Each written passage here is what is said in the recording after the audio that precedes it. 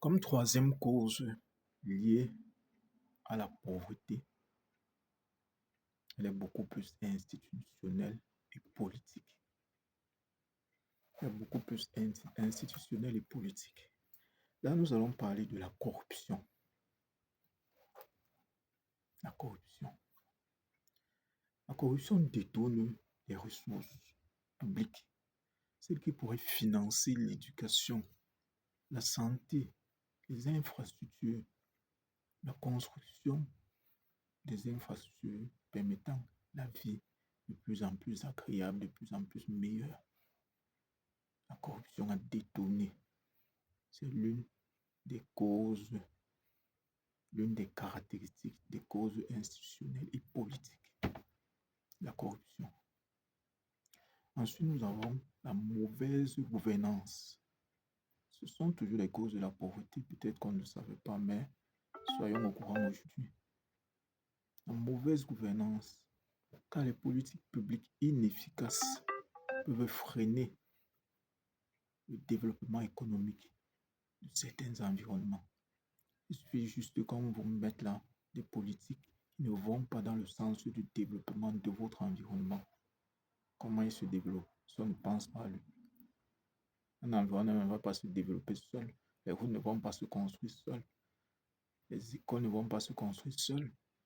Le bois ne doit pas sortir des champs seul pour aller dans les usines se faire transformer. Donc, cause institutionnelle et politique. Caractéristique, la mauvaise gouvernance. Et ensuite, comme caractéristique, nous avons aussi les conflits armés. Nous pouvons ne pas remarquer ça, ça peut passer inaperçu. Mais lorsque nous avons des conflits armés qui participent à la destruction des biens, déjà nous n'avons pas assez. Mais pendant les conflits armés, on détruit encore le peu que nous avons. C'est toujours un chemin droit vers la pauvreté, l'une des caractéristiques, les conflits armés qui entrent dans la section causes institutionnelles et politiques. Nous avons les conflits armés qui détruisent les infrastructures, déplacent les populations. Vous êtes dans un environnement où vous avez déjà bâti certaines choses. Les guerres viennent vous déplacer, viennent vous obliger à vous déplacer, perturbant ainsi votre activité économique. Vous vivez dans un environnement, dans une région du pays, vous vous retrouvez dans une autre parce que vous fuyez la guerre, ayant abandonné vos biens dans cet autre environnement-là. Vous allez aller recommencer dans un autre, repartir de zéro. Voilà la troisième cause et quelques-unes de ses caractéristiques.